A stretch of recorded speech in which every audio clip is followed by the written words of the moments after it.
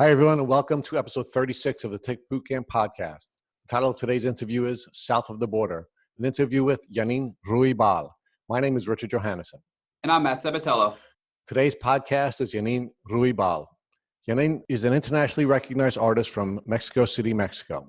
Her art has been featured in Mexico and in several major U.S. cities, including Miami, Florida, Austin, Texas, New York City, New York, and Denver, Colorado. Ms. Ruibal's art graphically portrays the symptoms and pain of her chronic illness through powerful images that include cactus, scorpions, and snakes. Ms. Ruibal's Lyme disease journey began shortly after her wedding when she began to exhibit symptoms that limited her ability to engage in professional, social, or physical athletic activities. Eventually, her illness limited her ability to leave her home. She was diagnosed with Lyme disease by an enlightened doctor in Mexico who used the testing protocol from the California-based IGeneX Corporation. Good morning, Yanin, and thank you for joining us on the program. Oh, it's a pleasure to be here. Thank you for inviting me. So, Yanin, can you share with our listeners where you're from? Yeah, I am originally from Hermosillo, Sonora, which is 3 hours away from the Arizona border, but I currently live in Mexico City. Yanin, could you share with our listeners what you do for a living? Yeah, I'm a visual artist and illustrator. And Yanin, can you share with our listeners a little bit about what your life was like before you began to show symptoms of a tick disease? Oh, yeah, I was a very active person. I used to do a lot of exercise. I've been doing horseback riding my whole life, and since I was 5 years old. And then I used to work as a horse trainer and as a horseback riding instructor. And I also did CrossFit, and I used to just paint a lot, be all day painting. Also, I started to go to the gym with my husband, and that's what I miss the most about having Lyme disease, that I'm not able to exercise anymore. You shared with us that you were clearly a very athletic person participating in CrossFit and other types of athletic activities. How did the symptoms of your tick disease begin to progress, and how did that affect your athletic life? Well, the symptoms started to manifest as fatigue and joint pain, but it was very mild. And I just kept exercising and living, and I was thinking like, oh, what the hell? Why is my knee hurting? Why is my hip hurting? Why is my shoulder hurting? And the trainers at the gym would always make fun of me, like, oh, what is hurting you today? Because they thought I was making it up or making a big drama about it, because it was funny how something different hurts every other day. And the fatigue, I thought it was because of my move to Mexico City, because Mexico City is in a very high altitude. I don't know miles or meter. I only know meters, so it's like 2,000 meters above the sea level, which is very high, and I wasn't used to it, and I thought that's why I was getting fatigued.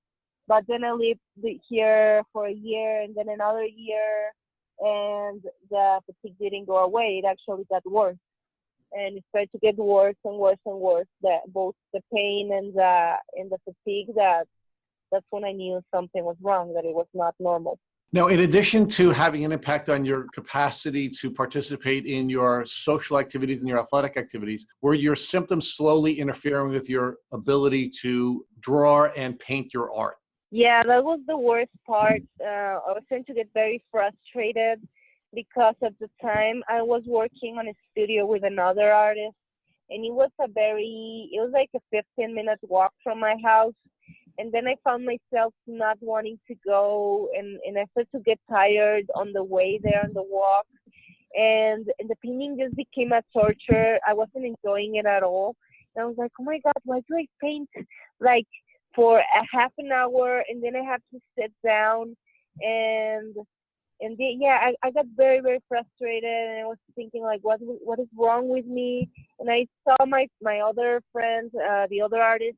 He could just paint all day for like 8 hours at a time, and I felt envy, like, how can he paint for 8 hours at a time? I can't do that.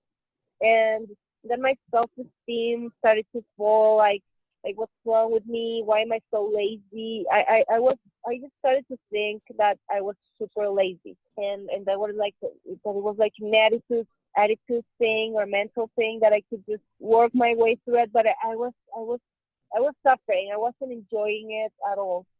And then after I got diagnosed, I wanted to keep painting because I had to pay for the studio rental. I had to pay the rent.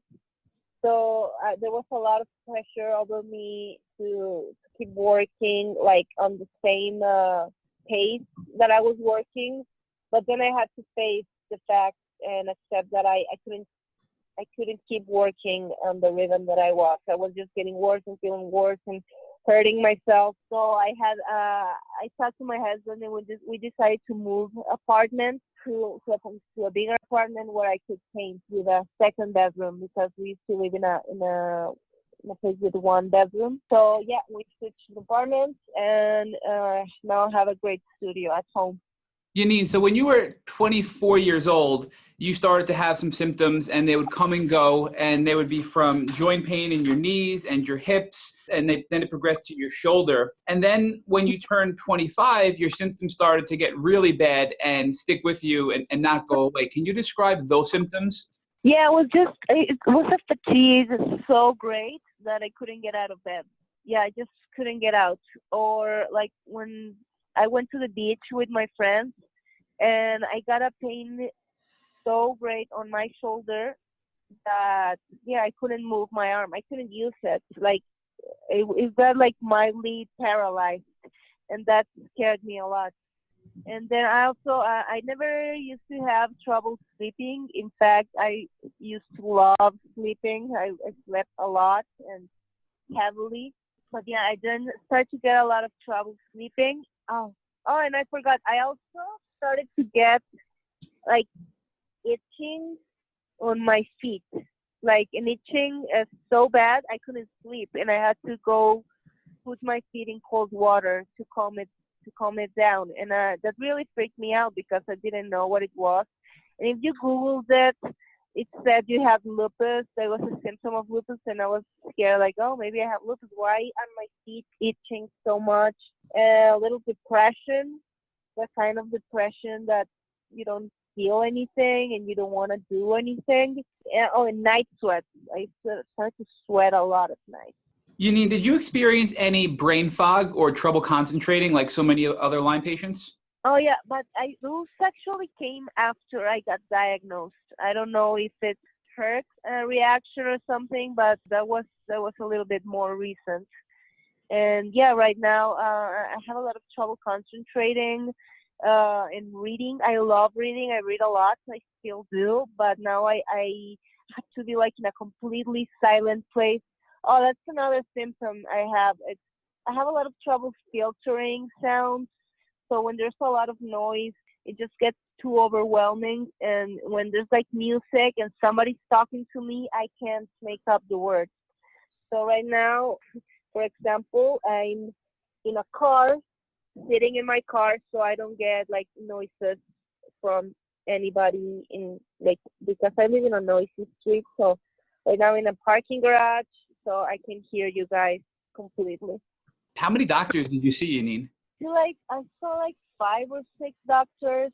The first ones were just like the doctor from the gym, so it was nothing formal. I was like, oh, I've been feeling very tired, and she said, you're probably not sleeping well, or you're not doing this or that. So she didn't take it very seriously. But then I saw another doctor, and he diagnosed me with anemia and told me to eat more iron. And also, yeah, all the doctors were just telling me to take it easy. And for the pain, I saw a couple of orthopedists. Yeah, they told me like, oh yeah, it's old injuries from horseback riding. And another doctor told me that I had a problem with my legs. One leg was shorter than the other, and that I had to wear special insoles and take muscle relaxers, but they didn't help at all. So at one point, your doctor was convinced that your pain and all of your other symptoms that weren't really related to your leg were the result of one leg being shorter than the other. Is that correct? Yeah, and I thought that was ridiculous because, well, it should have been like noticeable or it should have been bothering me all my life, and it hadn't. Also, the biggest tell was that my best friend went to the same doctor almost at the same time, got diagnosed the same thing, he got the same treatment, and he got better, like almost instantly. Was there anything else that you were diagnosed with prior to your proper Lyme diagnosis, such as chronic fatigue or depression or mental health issues that are so common with other Lymies? Well, the main diagnosis I got was that the lectures and the other, the anemia. And yeah, I think I got diagnosed depression, but it wasn't like an official diagnosis. I was thinking was more like a dismissal.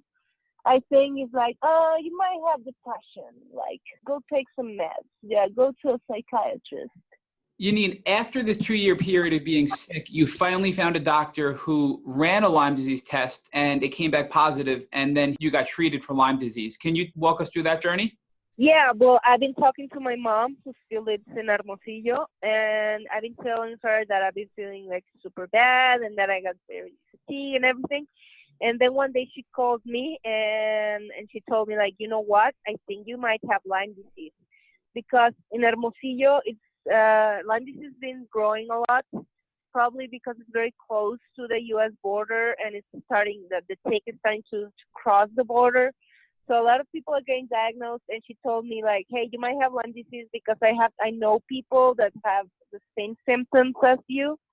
And yeah, so you might have it. And then my first reaction was, no way I have Lyme disease, because the people I knew that had Lyme were like in wheelchairs and they couldn't get out of bed or couldn't even see light. Like, they had no quality of life. They were miserable.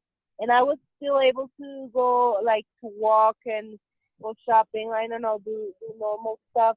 So I didn't think that was it. But my mom told me, like, just go get tested so you know for sure. So you can cross that out. So I went to Dr. Almudena Cervantes, which is the only doctor in Mexico City who knows how to properly treat Lyme disease.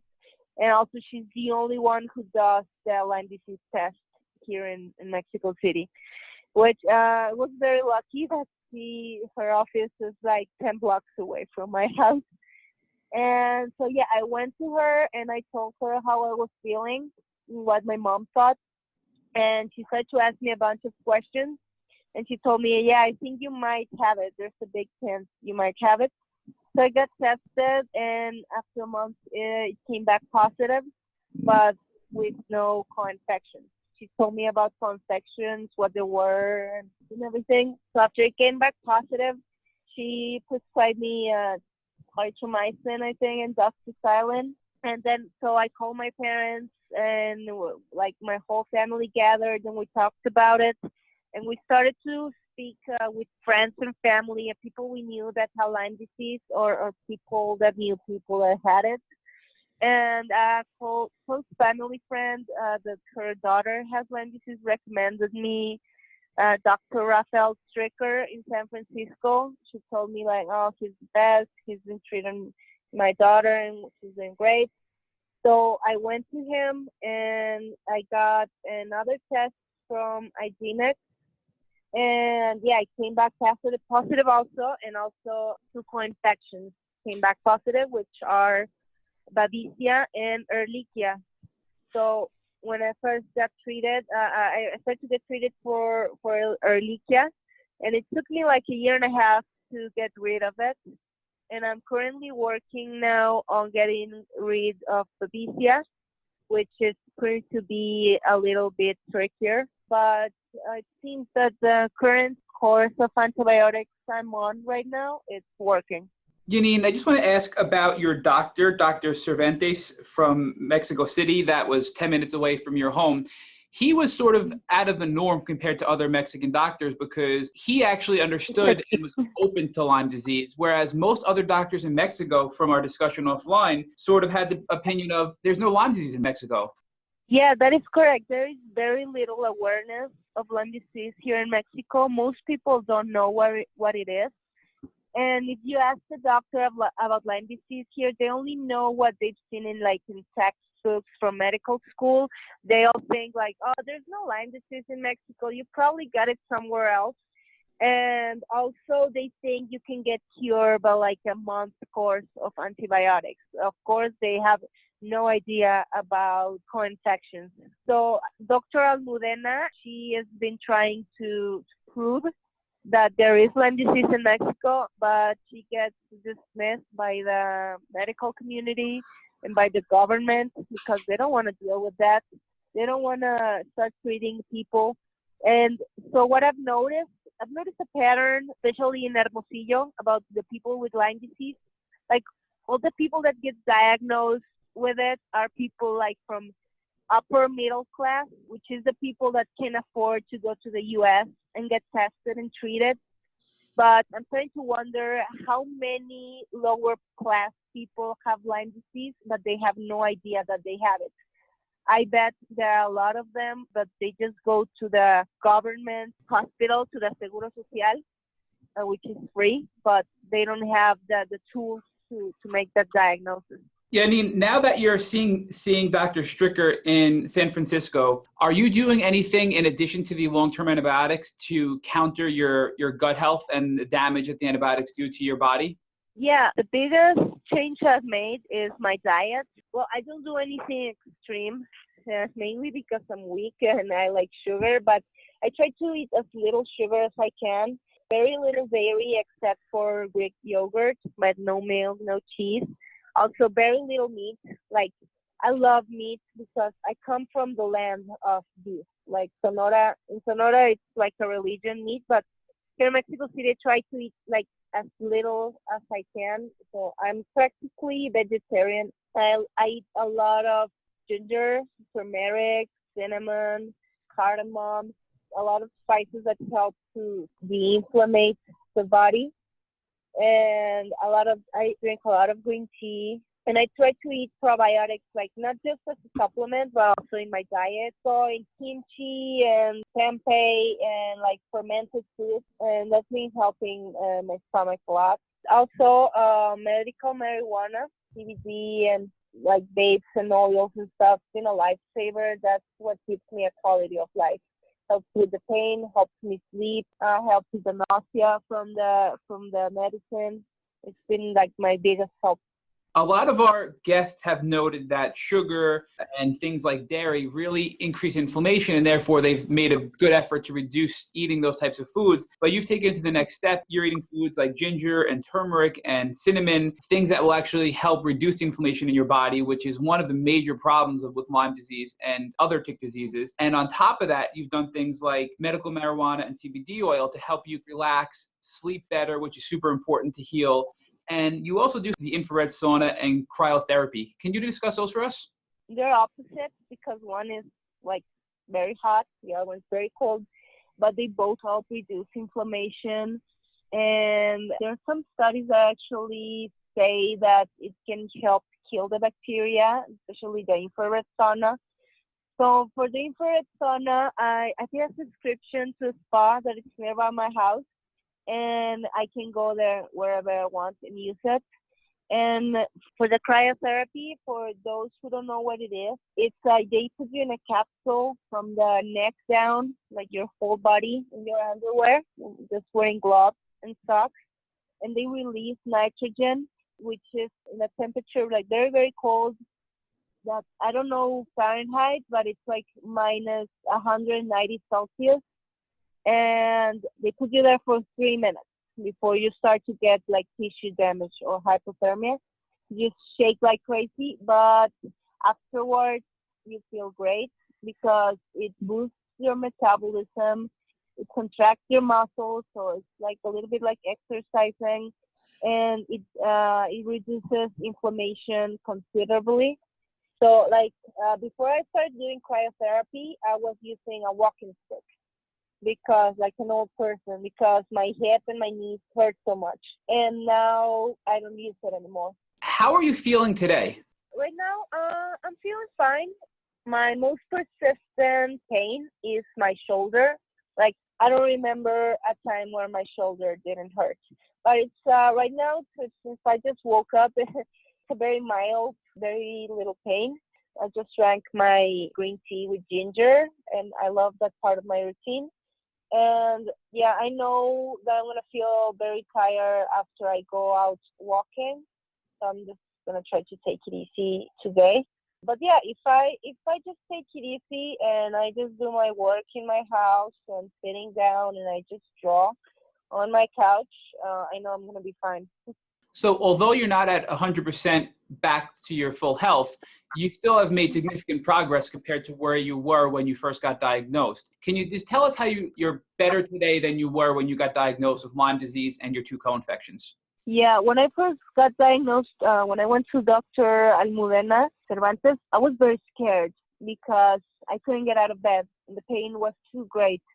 And also my husband was, my new husband was freaking out because, yeah, we had no idea what it was. So when I got diagnosed, I just got relieved that I finally knew what it was. Like I knew it wasn't in my head, because there was a big problem for me, because I was thinking, what, am I just lazy? Am I just like, does everybody feel like this all the time and I'm just being a wuss about it? Also, when I first started the antibiotic, well, I started hurting like crazy.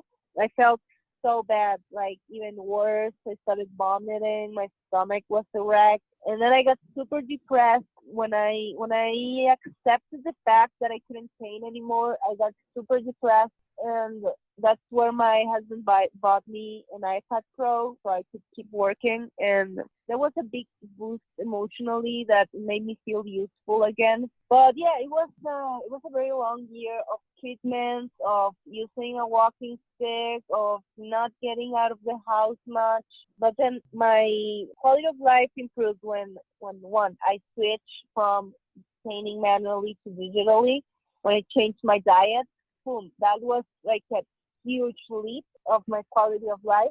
And then when I started doing the cryotherapy and in the sauna, boom, another big leap. And of course, the medical marijuana has been with me all the way. Yep, lifesaver. So now I can say I have a good quality of life. I am happy. I can't complain. Like, I have to accept my reality and know that this is gonna be my life for at least like couple more years. I don't know. I have no idea, but no, I'm working. I'm in a happy marriage. I love I like my house. I love my dog. I can say, like, even though I have Lyme disease, I am happy. Yanin, can you talk to our listeners or share with our listeners a little bit about how this has transformed you? How are you different as a consequence of this tick disease experience that you've had? Well, what I've never expected about having a chronic or long-term disease is how it changes you spiritually and emotionally. I've also been doing a lot of meditation, especially to clear the fog, the mental fog. I also started to see life different in terms of pain. I am no longer scared of pain or bothered by pain.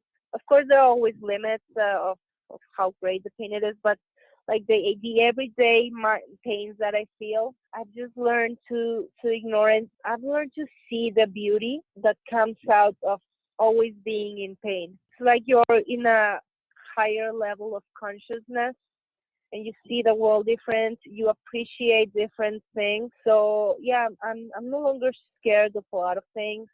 A lot of relationships changed.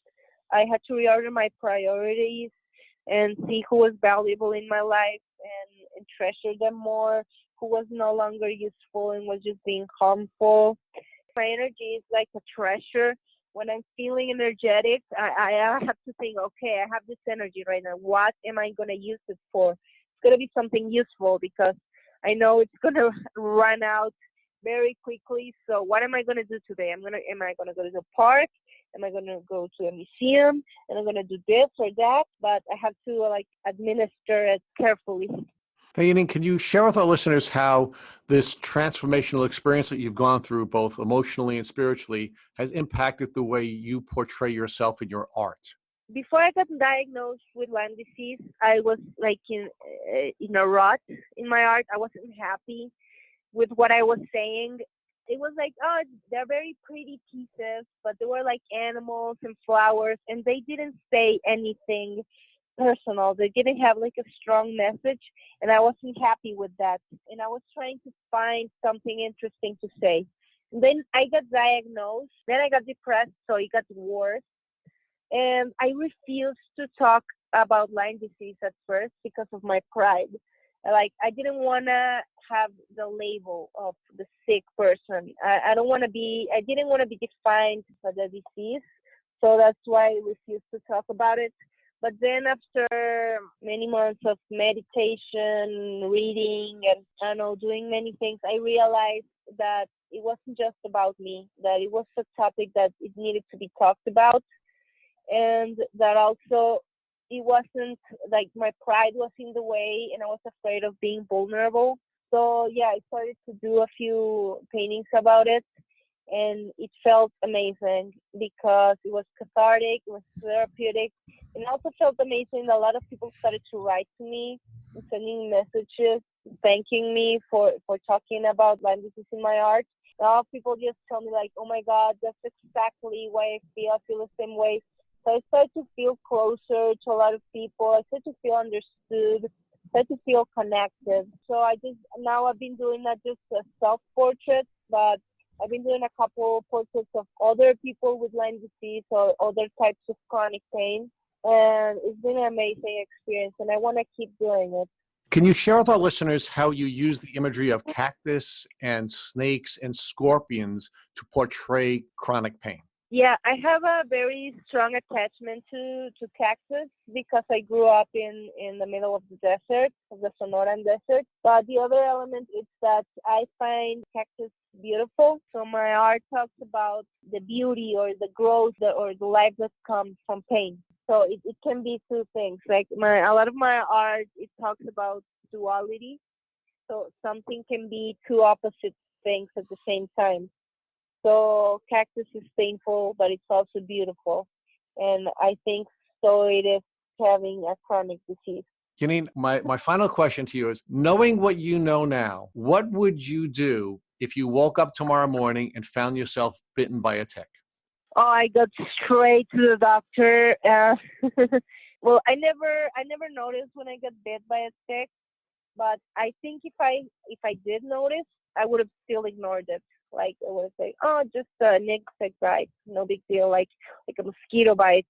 So now I keep telling everybody I know now, like, put on bug spray, please, everybody, watch out for ticks. Because before Lyme disease, I didn't think it was a big deal. I think I would have thought it was like getting bit by like a tiny little spider or a mosquito. So yeah, I would run straight to the doctor and get tested. That's the first thing I would do.